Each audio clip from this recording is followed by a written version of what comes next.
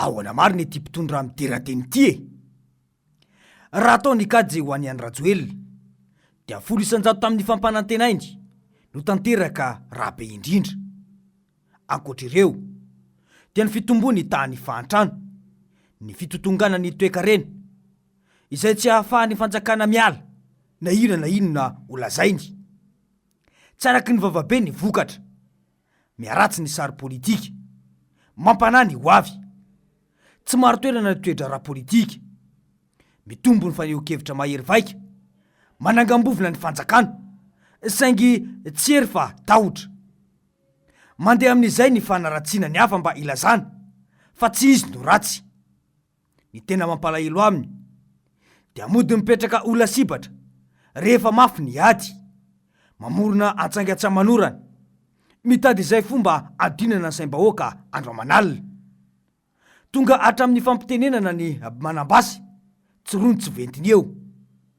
Tsy vitany mampiorooro, fa manao don-tandroka kanefa mbola tsy mahatoky tena ihany. Tao anatin'ny 4 taona latsaka kely izay dia lainga sy fitaka no niaina ny vahoaka nataon'izao fitondrana Rajoelina izao. Ny programa mipopoka fa tsy mba toy izany ny fiainam-bahoaka. Mirehareha fa mahavita, kanefa ny asany teo aloha no tohizany. Ilay IEM raha teo tsy hita popoka, na dia nolazaina aza fa efa vonona ny vola, fa ny fotoana ahatongavany amin'ny fitondrana no andrasana. Eritaona tsy hifarana ny mandava hoe atolotra amin'ny fomba ofisialy sy hitadiavana mpamatsy vola ilay programa izay nilazana fa efa niomanana sy nitokana-monina tany ivelana nindrindra ny 5 taona. Ny azo ambara aloha dia tsy tao anatin'ny IEM ny fanamboarana io lalana Ambilobe Voemara io. Toamasina Omiami sy Ambatondra Zaka Oparino voaresaka tao anatin'ilay velorano izay nodradradradana sy nambabona vahoaka. Ny lalam-pirenena fa 420 izay nampanantenainy mbola vao 220 kilometatra mahery kely no vita, fa ny abiny dia lalana efa vita tarana goudron tamin'ny fitondrana teo alohany no tohizany. Izay ilay fitondrana any Rajoelina, tsy menatry ny mandainga, tsy menatry ny mamita bahoaka. Dia hoy ny fanazavana hoe toetrany dia olona tia dedehaka, olona mamitaka olona amin'ny zavatra tsisy dikany rehetra io, renina tokony ho izy misy continuité de l'État. Rehefa ny teolona metraka nahazo an'ilay financement dia nanomboka an'ilay asa, ny partenaire anao tsy maintsy manantanteraka an'iny rehefa contrat fanaovana ilay izy, dia tamin'ny andronao no vita ilay asa dia izy midingy ny rambo hoe ianao no mahavita azy, fa zavatra ny olona nahita an'ireny financement ireny fa ianao no nanantanteraka fotsiny. Ianao zao laza fa hoe ho asiana puce daholo ny omberan'ny Madagasikara. Dia raha ohatra mahita financement zany ianao, dia ianao no anisan'ny atao hoe nahita financement zany fa fanantanterahana azy dia mety ny olona aorinanao indray manantanteraka azy. Fa izy dia very fa vendrana daholo le gasy iray manontolo dia azo tana amin'ny zavatra ohatran'ireny ary talentany zay mode de gouvernance an'izay ataontsika hoe sehoseho sy dedadedaka io zay ny ataontsika hoe tandravadikoditra mikasika ny fitondran'ny Rajoelina. Marina mihitsy izay voalazana izay. Tsy manana toetra mendrika mafiloam-pirenena mihitsy ny mpitondra ankehitriny. Tsy manana toetra homme d'État, tsy manana honnêteté intellectuelle na fahitsipijery.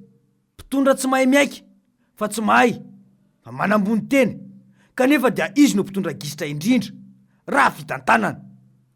Aiza ny pisonomby, aiza ny drone anarana dahalo mpangalatromby, aiza ny fanafoanana ny delestazy, aiza ny helikoptera anenjehana dahalo, aiza ny flyover ampasika sy etsy Anosizato, ny trano mora folo isan'andro atsangana izay nampanantenana vahoaka, aiza ny indostria lehibe sy ho fitaratra aty Afrika, aiza ny ordinateur isam-pokotany izay nampanantenainy fa ao anatin'ny 10 andro dia ho azon'ireo fokotany ireo no isan'ny tetikasa tao anatin'ny velorano.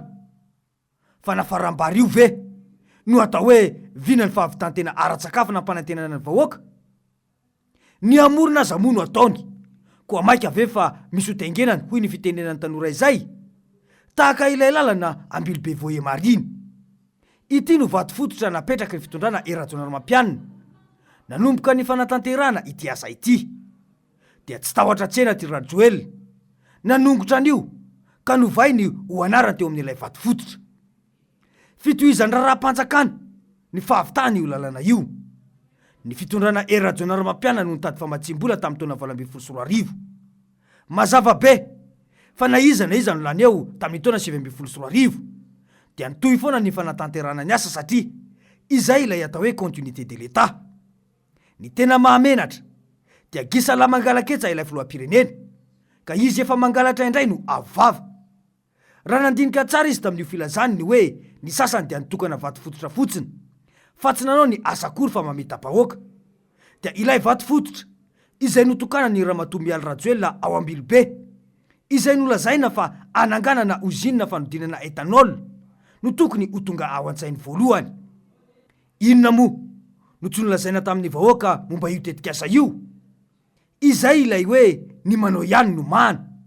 Tokony sotra sy ankasitraka nezaka nataon'ny hafa aza no ataony raha tena mpitondra nandalana zao atoavina malagasy sy tena tia tanindrazana, satria soa ho an'ny vahoaka io.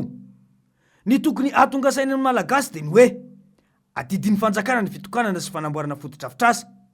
Saingy ararotin'ny Rajoel izany mba anafena ny tsy fahantanterahany ilay fampanantenana tao anatin'ny EM. Izay nolazainy fa efa vonina ny vola anaovana azy.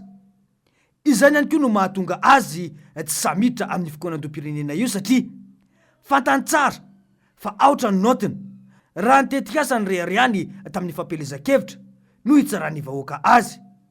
Dia hoy hatrany ny fanazavana hoe dia nivokany re nisy any amin'ny amanetsy ny doublon amatapitrisany karaha-mpanorona amboarina nampideno amin'ny liste électorale dia tsy voara-maso le izy.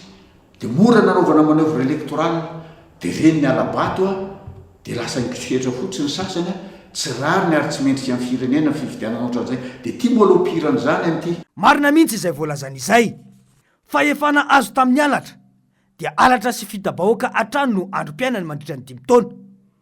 Raha olona natoko tena sy tena mambahoaka tsy hanao fihetsika sy fiteny tahaka ireny mihitsy, fa ireny no atao hoe ny mpanao ihany no many. Tokony ho fantatry ny rehetra fa volam-bahoaka no ampiasainy eto amin'ny tany sy ny firenena io, ary volam-bahoaka no anangana ny fototra-fitrasa fa tsy vola avy any am-paosiny akory. Midika izany fa zotsika vahoaka no misitraka izany. Tsy tokony ho ady hevitra mihitsy hoe iza no nanao an'izao na iza no nanao an'izao. Saingy ny azy ny fanandratantena no tonga aloha. Samy navita avokoa ireo mpitondra ny fandimby ary tokony haika izany ny rehetra, indrindra fa io mpitondra io. Saingy izy moa dia midera-tena eraky ny tanàna fotsiny no ataony. Tsy izany mihitsy no atao hoe fitiavan-tanindrazana fa ahoana mariny.